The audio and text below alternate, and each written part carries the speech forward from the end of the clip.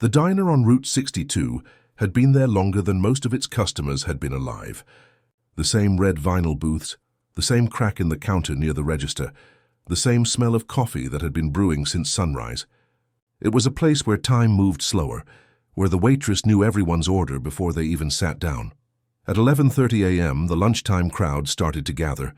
Truck drivers, office workers, and a few regulars from the nearby retirement home filled the booths, the low hum of conversation mixed with the faint crackle of a jukebox playing an old Sam Cooke song.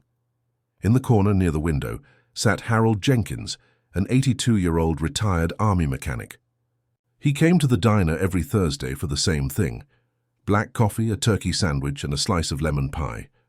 He always sat at the same booth alone, reading the newspaper with his glasses halfway down his nose. He never spoke unless spoken to, but everyone who worked there knew him. He was polite, quiet, and left a tip that was always a little too generous for the simple meal he ordered. That morning, as he folded his newspaper neatly beside his plate, a group of young men entered the diner.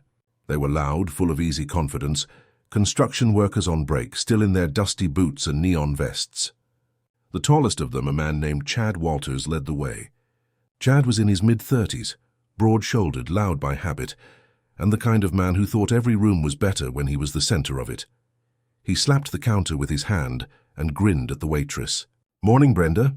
Got room for 4 hungry heroes?" Brenda smiled politely. "Always do, Chad. Booth or counter?" "Booth," he said, glancing around. His eyes landed on Harold's table by the window. "That one looks good." Brenda hesitated. "That one's taken." Chad turned. "By who, the old guy?" Harold looked up from his coffee but said nothing. Chad laughed lightly. "I'm sure he won't mind sharing." "Chad," Brenda said quietly, "he's here every Thursday." "You know that," Chad smirked. "Guess we'll make it Thursday with company then." He walked over to Harold's booth before anyone could stop him and tapped the table. "Mind if we sit here, old-timer?" Harold looked up slowly. "Oh, you can take the other side," he said evenly. "I'm almost done." Chad grinned and sat down across from him anyway, motioning for his friends to pull up chairs nearby. "Perfect. We'll just keep you company." The other customers looked over but said nothing. It wasn't confrontation, just that uncomfortable tension that fills a room when something isn't right, but no one's sure if it's bad enough to step in. Brenda brought menus to the table, but her eyes met Harold's for a brief second. He gave a small nod, the kind of nod that said, "I'm fine." "Don't worry, Chad said, leaning back. "You come here a lot, huh?" "Brenda says you're a regular." "Something like that," Harold replied. Chad grinned. "You retired?" "Yes." "From what?" "Mechanic," Harold said, sipping his coffee. "Army for a few decades, then local garage." "Oh, so you're one of those military guys," Chad said, mockingly saluting. "No wonder you like your coffee black. Keeps you tough, right?" His friends laughed quietly. Harold didn't respond. "You ever see combat?" Chad asked, leaning forward. Harold's eyes flickered briefly toward the window. "Enough to be thankful I came home," Chad chuckled. "Well, that's something. My cousin says all that army discipline stuff's overrated. You get out, and what do you have?" "A retirement check and a seat in a diner." One of his friends shifted uneasily. "Hey, man." But Chad kept talking. "Don't take it personal.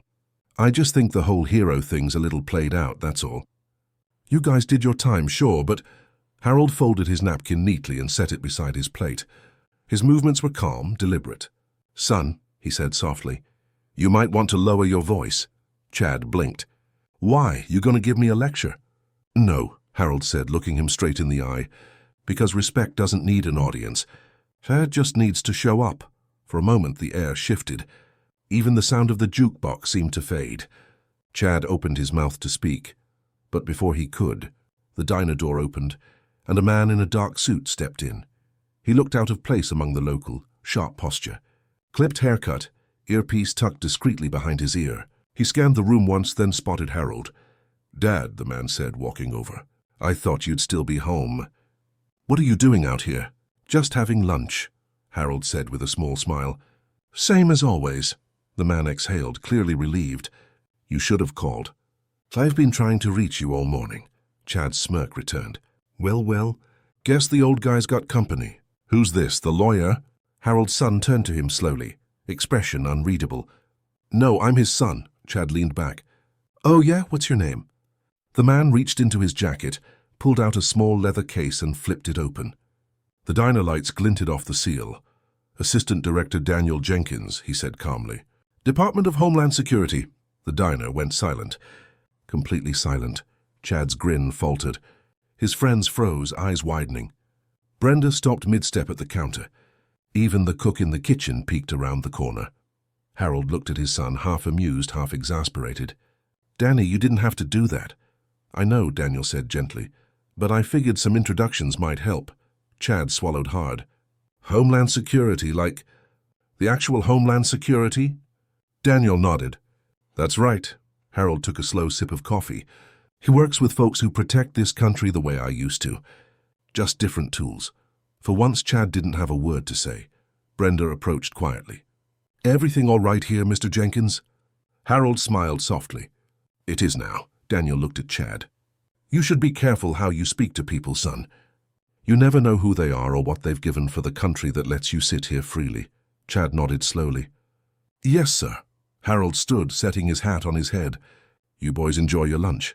He dropped a few bills on the table, nodded to Brenda, and walked out with his son. The diner stayed quiet for nearly a minute after they left. Then someone from the back muttered, "Guess that's what happens when you mess with the wrong grandpa." Laughter broke the silence, low, genuine, and filled with the relief of a lesson learned without anyone needing to shout. Outside, Harold and Daniel walked toward the parking lot. "You didn't have to step in like that," Harold said gently. Daniel smiled. "So you raised me to stand up for what's right, Dad. Some things don't change." Harold nodded. "Neither does ignorance. But maybe it learns a little faster when someone calls it out." They both laughed quietly as they climbed into the car. The afternoon sun reflected off the diner's glass, and behind it life resumed, slower, quieter, and a little more respectful than before. The next morning, word of what had happened at the diner spread faster than Harold or his son could have imagined. Maple Diner wasn't the kind of place that saw excitement often, so any story, especially one that mixed a loudmouth regular, a quiet veteran, and a surprise appearance by someone from Homeland Security, became instant small-town legend. By mid-morning, the phone at the diner was ringing non-stop. Brenda, who'd been serving coffee there for 20 years, had to repeat the same story over and over. No, nobody got hurt. Yes, he really was his son. No, they didn't make a scene. The old man just handled it. By noon, someone had posted about it on social media. "Local vet shuts down rude customer. Turns out his son's a federal officer." Harold didn't see any of that. He didn't use the internet much. He spent the morning working in his shed, repairing an old birdhouse that had been falling apart for months. To him, the whole thing was already behind him. But Daniel called later that afternoon. "Dad, it's all over town." Harold chuckled softly. "Is that right?" "Guess people are short on news this week." Daniel sighed. "You always make light of things." "Because if you don't," Harold said, "you end up carrying every foolish word someone ever says." "I stopped doing that years ago." Daniel smiled on the other end. "Still, you handled it well. Better than I would have. That's because you've got something I don't." "What's that?" "Patience for policy," Harold said, laughing. Daniel laughed too. "That's one way to put it." By the next day, Chad Walters couldn't go anywhere without someone giving him a look. At the construction site, his co-workers were quieter than usual. At the grocery store, the cashier gave him a polite smile that wasn't quite polite. He could feel it everywhere, the weight of what he'd done. Not just the embarrassment of being corrected in public, but the realization that he'd disrespected a man who had done nothing to deserve it. That evening, he sat in his truck for nearly 15 minutes outside the diner before he found the courage to go in. Brenda looked up from behind the counter, surprised. "Afternoon, Chad," he nodded. "Hey, Brenda, he here today?" She tilted her head. "You mean Harold?" "Yeah, no, not yet. He usually comes in on Thursdays." Chad exhaled, relieved and disappointed at the same time. "All right. Could you let him know I stopped by?" "I owe him an apology." Brenda studied him for a moment, then nodded. "I'll tell him." He left quietly, his usual confidence replaced by something more human, humility. On Thursday morning, Harold arrived as usual. Same time, same booth, same order. He sat with his newspaper open to the crossword, his reading glasses perched low on his nose. Brenda approached with his coffee. "You've got someone who wants to talk to you," she said gently. Harold looked up. "Who's that?" "Chad Walters." Harold raised an eyebrow. "The fella with the mouth." Brenda nodded, suppressing a small smile. Harold sighed. "Well, if he's come to yell, tell him I'm too old for another argument." Brenda smiled softly. "He's not here to yell." A moment later, Chad walked in, baseball cap in hand, voice quiet. He looked nothing like the man who had strutted through the diner a week earlier. He walked to Harold's booth and stopped. "Sir, I wanted to apologize." Harold looked up at him, calm as ever. "Sit down." Chad hesitated.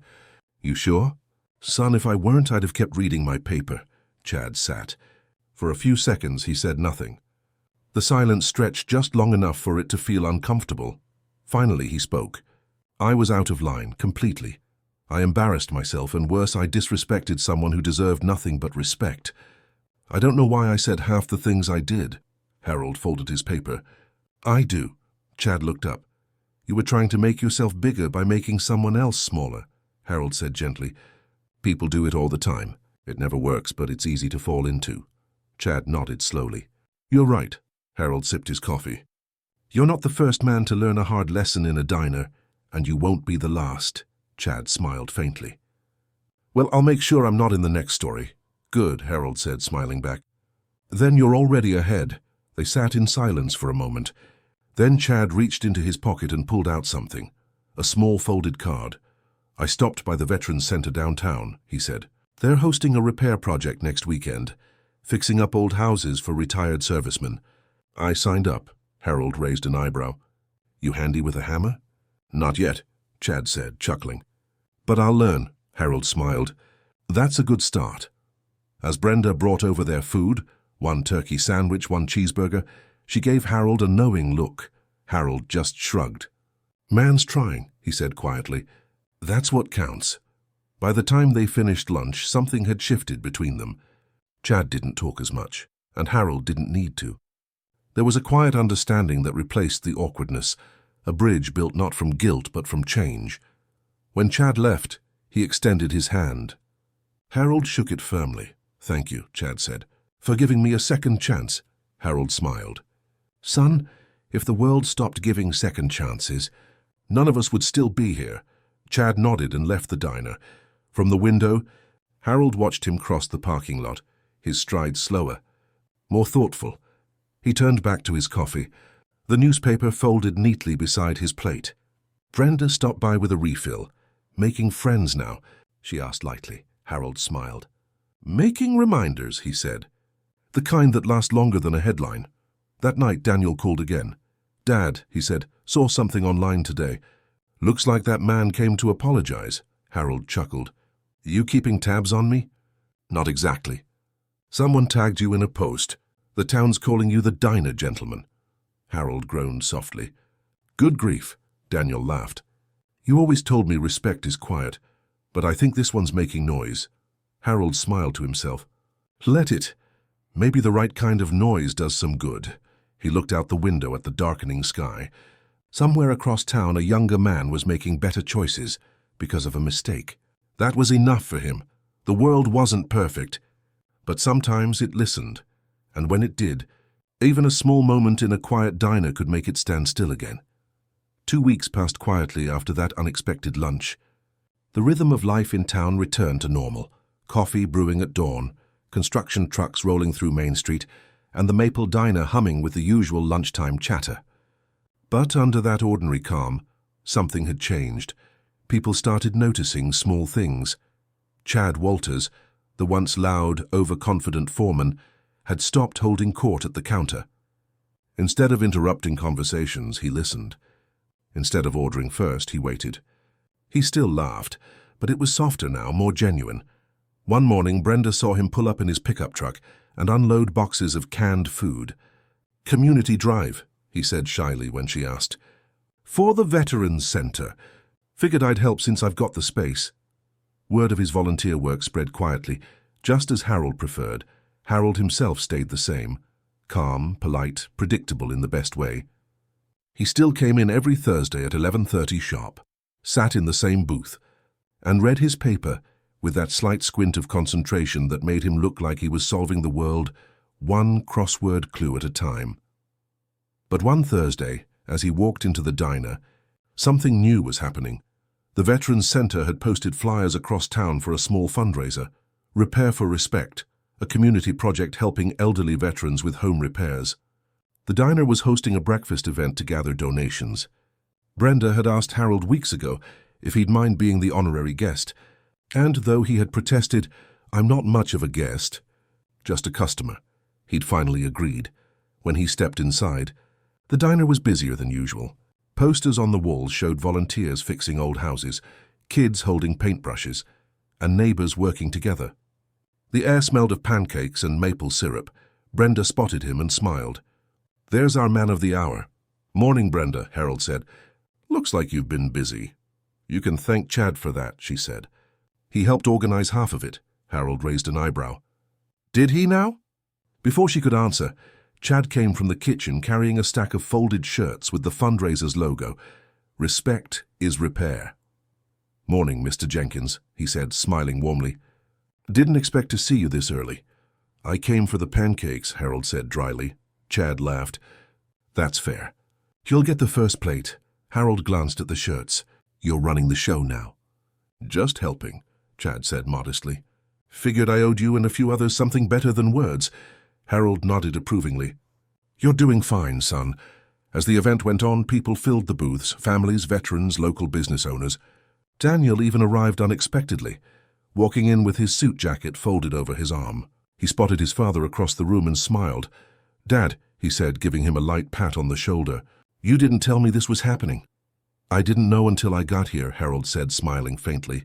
"Seems this little diner became the town hall while we weren't looking." Daniel laughed. "You're still drawing crowds without trying." The two of them found a booth together, and for the first time in a long while, Daniel wasn't the man in the suit or the federal officer. He was just a son, proud and quietly amused by the fact that his father, without ever raising his voice, had changed the tone of a whole community. When Chad stood up to speak, the room quieted. He didn't have a microphone, but he didn't need one. "Most of you know why we're here," he began. "We wanted to raise money for our veterans, not just to fix homes, but to remind ourselves that respect isn't a holiday word. It's a habit." A few people nodded. Chad's voice softened.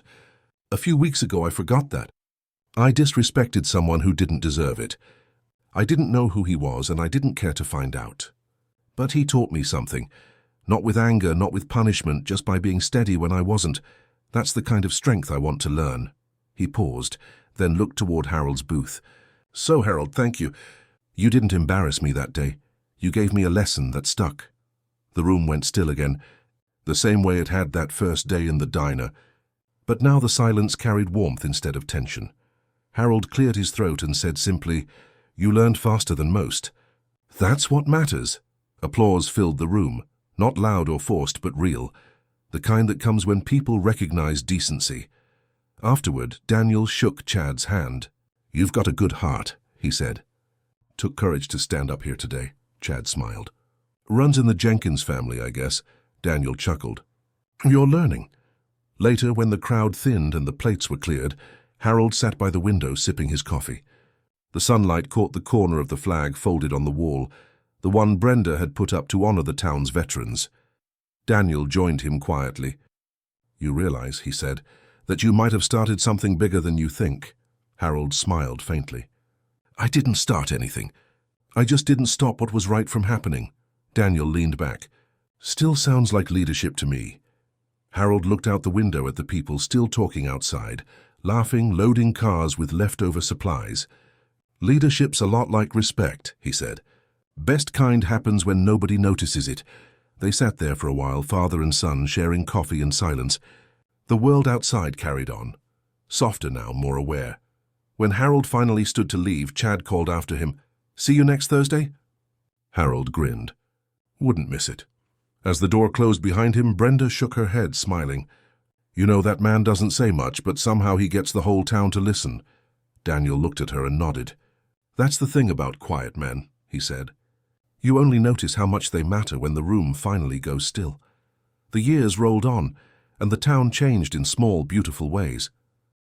Maple Diner still stood on Route 62, its neon sign flickering each evening like a heartbeat that refused to stop. The same smell of coffee filled the air. The same corner booth by the window remained Harold's table, though he no longer sat there every Thursday. He had grown slower with time. His steps shorter, his hands a little unsteady. But every so often he still came in, and when he did, the room felt different, quieter, lighter. The regulars called him Mr. Jenkins with a mix of respect and affection.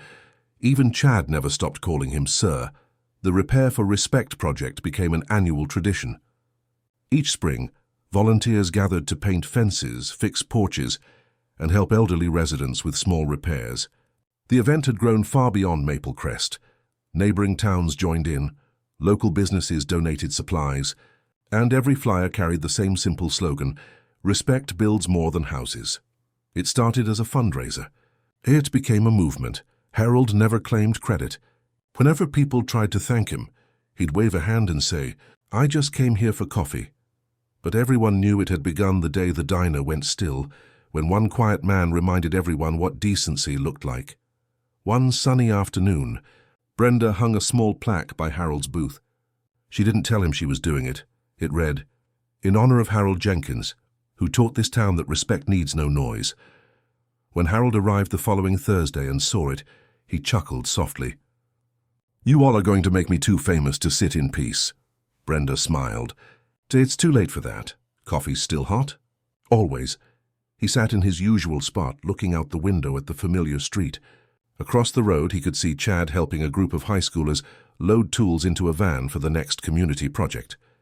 Harold smiled to himself. The man who once filled the diner with arrogance now filled the town with action. People could change, he thought, if someone believed they could. His son Daniel visited later that afternoon, fresh off a work trip. He wore the same calm authority he always had, but around his father it softened. "Dad," Daniel said, sliding into the booth. "You look good." Harold grinned. "You say that every time you're worried about me." Daniel laughed. "Guilty." He glanced at the plaque. "I see they finally made it official." Harold sipped his coffee. "I didn't ask for that." "I know," Daniel said. "That's why it means something." They sat quietly for a while, the clatter of plates and the low hum of conversation around them. Then Daniel said, "You know, I tell your story sometimes. At conferences, meetings, about what happened here." Harold frowned slightly. "What for?" "Because it reminds people that authority doesn't start with a badge," Daniel said. "It starts with character." Harold looked at him, eyes softening. "You figured that out on your own, son. I just made the coffee strong enough to keep you thinking." They both laughed quietly. As the afternoon light shifted, Brenda brought over 2 slices of lemon pie, one for each of them. "On the house," she said. "For my favorite troublemakers." Harold smiled. "You keep calling me that and I'll start believing it." "You already do," she said with a wink. After she left, Daniel looked out the window. "You realize, Dad, this diner might outlive us both." "I hope it does," Harold said.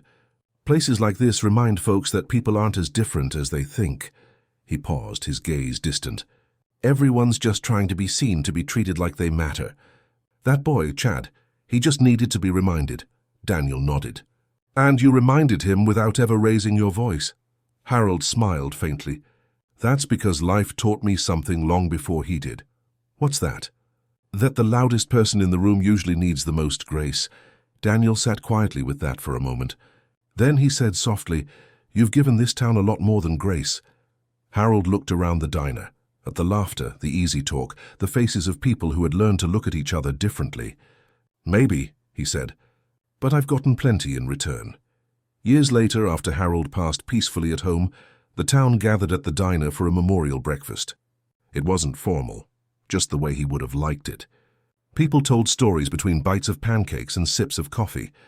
Chad stood near the window, his voice steady but filled with emotion. He never preached, never shouted.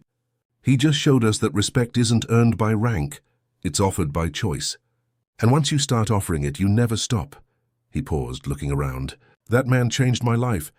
I owe him everything I understand about humility." Brenda wiped a tear, smiling softly. "He'd say he just wanted another slice of pie." Laughter filled the room. Outside, the spring breeze rustled the flag above the diner. The sunlight touched the plaque by his booth, making the engraved letters shimmer faintly. A young boy walked up to read it aloud, asking his mother who Harold Jenkins was. She smiled. He was the kind of man who made the whole diner stop talking, just by being kind. The boy nodded thoughtfully, and as they left, he held the door open for the next customer. Brenda noticed and smiled. That's how it spreads, she thought. Later that evening, Daniel returned one last time. The diner was closed, the chairs turned upside down on tables. He sat in his father's booth, resting a hand on the plaque. Through the window he could see the town lights flickering like quiet stars. Somewhere out there people were helping each other, forgiving each other, listening a little more because of one gentle man who never asked to be noticed. Daniel whispered softly, "You did good." "Dad!" The room was silent, but somehow it felt alive, as if the walls themselves remembered the day the whole diner went still, and in that stillness respect lived on.